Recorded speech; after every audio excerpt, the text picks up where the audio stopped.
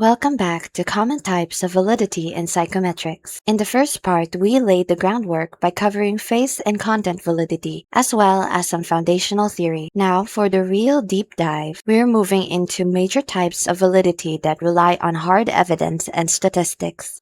The simplest form of statistical proof is checking if a test score is a good stand-in for a measured real-world outcome. This relates to our first method, which is criterion-related validity. This asks a very practical question. How well does the test score match with a specific real-world result? Basically, we need to know if a test is actually useful in the real world. To figure that out, we judge a test's usefulness. We do this by looking at how well its scores relate to a specific external performance measure, which we call as the criterion. So let's break this down with an example. So let's say you are an applicant for a potential sales job. So a company may give you a test to assess your potential for that job. Their criterion, the real-world outcome that they care about, which they hope is related to your test score, might be your actual sales number 6 months later if you are hired. It could also be the rating of your supervisor or your annual commission total. Basically, real-world outcomes that are essentially related to what they are trying to test. So defined, criterion-related validity provides the evidence needed to confirm a key point. This evidence shows if we can confidently use a test score to predict a person's likely standing or outcome on that external real-world measure. So based on the example before, it is trying to essentially answer the question, does a high score on our selection test actually mean the person will be a high performer on the job? And so if a test has high criterion validity, it means the scores you get from the test are good forecasters or predictors. They predict how the test takers will perform in that crucial real-world situation. And so this type of validity is very important for any test used to make selection, placement, or any other important decision. This includes who gets into college, who gets hired, or who needs extra help or support. So now, criterion-related validity is split into two types. We will also be tackling the concept of incremental validity, which is related to this. So the difference between the two types simply depends on when you measure the crucial real-world result, which, as we have discussed, is the criterion. So first, let's discuss the first subtype of criterion-related validity, which is concurrent validity. So this is basically measuring a result that happens now to a criterion which also is measured now. So basically, we check for concurrent validity when the test and the criterion are measured at roughly the same time. This is usually done by comparing a new, typically shorter test to something that is more established, which is the criterion. So it basically is asking the question, does your new, again typically shorter test give you the same information when compared to what an older, established, and often longer test gives you right now? So let's break this down with an example. Imagine a psychologist develops a new short 5-minute measure of depression. They administer it to their patients, and then to prove that this new short measure is doing what it's supposed to be doing, basically measuring depression, they immediately compare the patient scores on their new test to the patient score on a well-known established 30-minute depression scale, which they also administered almost at the same time, usually perhaps before or after the administering of the first shorter test. What's important is that both are administered ideally on the same day. And so, if the scores strongly match, which means there's high correlation, the new test has good concurrent validity with the older established test. So it's just as good at capturing the patient's current state of depression as the old test. So essentially, it has almost the same attributes as the old test in terms of measuring depression. So in a way, you sort of save time because now you understand what sort of validity it has, at least in this context. Next, let's talk about the second subtype, which is predictive validity. So if the first subtype was measuring now versus now, this one is measuring a test score that's taken now, but then compared to a criterion that is measured in the future. So basically, the main question it is trying to answer is, can your test score today reliably forecast or predict a future outcome? So this type of validity is crucial for any process that relies on forecasting success, or or relies basically on the idea that it is predicting that the person will succeed in this certain field or area. So common examples of this is college admissions or getting hired. And so let's use that as an example to break it down a bit better. So let's say a company gives an aptitude test to a potential employee today. The company then checks the test score's relationship to the employee's supervisor's performance review a year later once they've been hired. So if the test score is highly correlated with the future review, which means that when the person took the test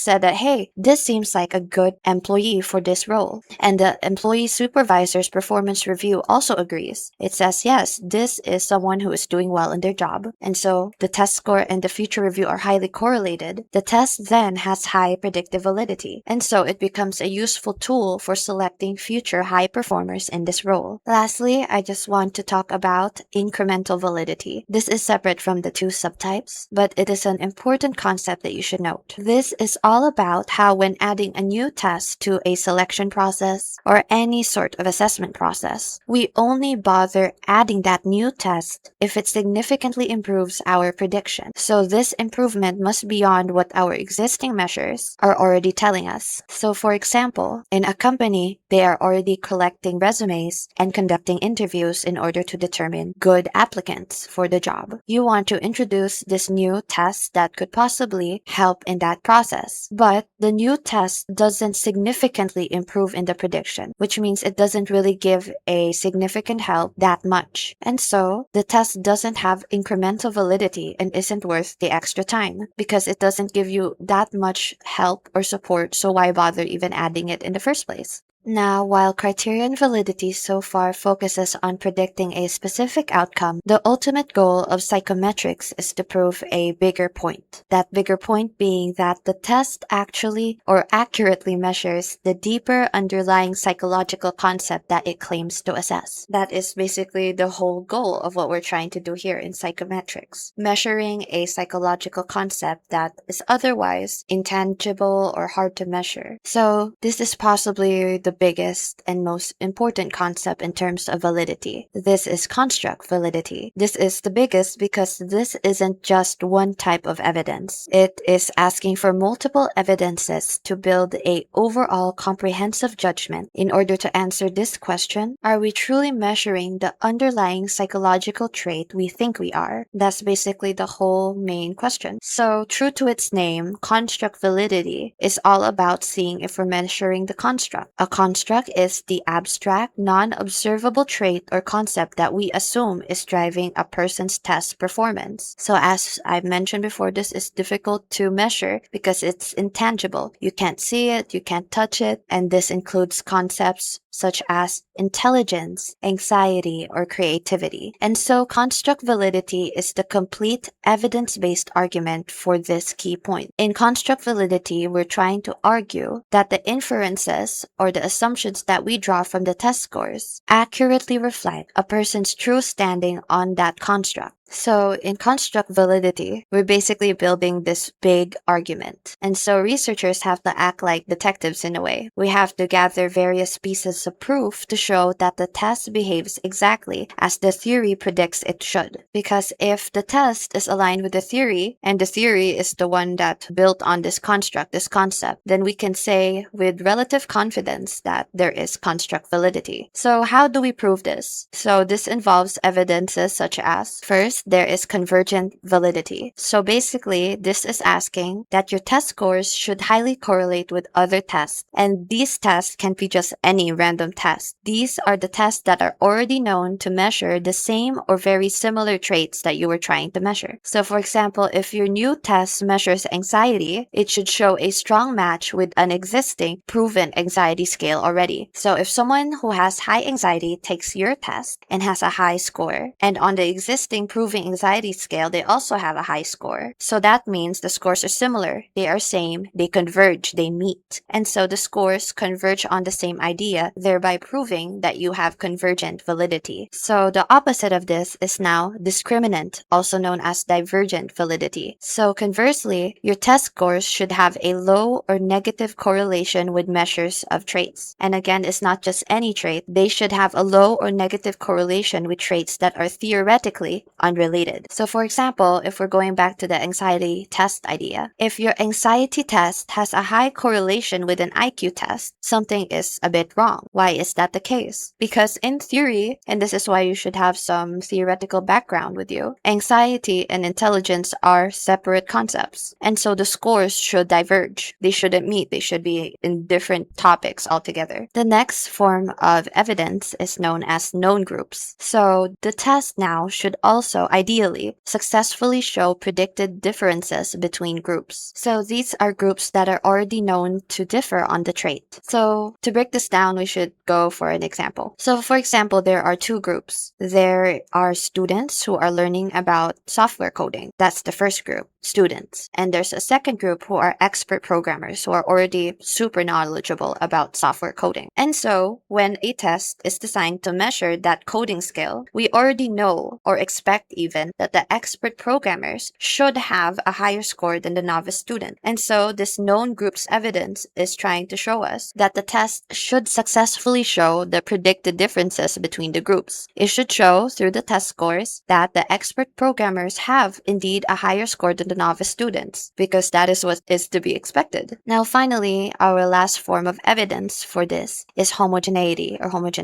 also related to internal consistency. So when it comes to this, it's basically just asking if the items within the test are uniform and consistent. So this is proven by convex alpha or 𝗘𝘅20, which is discussed in my previous video. And so basically, they must measure just a single intended concept, confirming that there's no mixed ideas on the test. Because if the concepts are mixed and you are not aware of that, because there are some that could be mixed, but if essentially your test is meant to measure anxiety, but inadvertently or accidentally, it also measures depression, the scores that show are not truly accurate to what you're trying to measure, because it's muddied up or mixed with these other concepts that are possibly unrelated to the concept that you were trying to measure in the first place. I also want to bring up the fact that, if you've noticed, in terms of construct validity, its evidences are showing traces or relationships with other forms of validity, or even reliability. For example, homogeneity is part of reliability. When we think of convergent validity, this could be traced to criterion-related validity almost, because you're comparing two similar tests, which is similar to concurrent validity's process. So that is why construct validity is sometimes considered as an umbrella term, which means it covers almost all other types of validity. And that's why it is the biggest and most important concept. And it also is showing a point that you can't have construct validity unless you have all of these other types of validity. So now, once a test has been proven to be statistically reliable and valid, the final and most critical responsibility lies in its ethical implementation. So this is done to ensure the results are applied justly and without causing harm. And so a technically valid test must also be fair. And so there are two concepts that are related to this. The first of which is test bias. So test bias is a systematic flaw in the design or content of the test. This flaw causes it to inaccurately measure the intended construct for certain identifiable groups. So typically this is groups based on gender, culture, or language. So this flaw causes members of a particular group to consistently score lower or higher than they should. So basically creating an inaccurate score. So this happens even though their true standing on the construct being measured has been the same. So let's break this down with an example. So let's say there is a general knowledge test for job applicants, but it contains questions that rely too heavily on specific American culture knowledge. So for example, the job knowledge test includes specialized sports trivia or specific regional idioms or sayings. And so this flaw makes the measurement inaccurate for applicants who recently immigrated or who are not too familiar basically with American culture. And so this results in a lower score due to cultural bias and not because of a lack of general knowledge or aptitude for that job that they are being tested on. The second concept that we have is test fairness. So test fairness is the ethical and moral judgment about whether a test is used in an impartial, equitable, and just way. So this is all about not simply just the test scores itself, but the consequences of its use towards those who are taking it. So what this means is that a test can be technically valid and it can predict the outcome well, but it can still be unfair. This occurs if the use of those results result towards unequal treatment or limits opportunities for certain groups. So for example, there is a technically valid entrance exam which was developed and validated, but only on a population of urban, English-speaking college graduates. And so while this is a valid exam, if you use this exam to screen applicants for a job in a rural, predominantly non-English speaking community, it becomes unfair. And so even if the test is valid for its original population, using it on a different population for which it has not been validated is an ethical misuse.